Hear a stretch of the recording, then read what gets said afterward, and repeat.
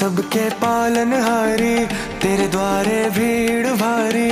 जब सबकी सुन लेगा तो आएगी ना मेरी बारी।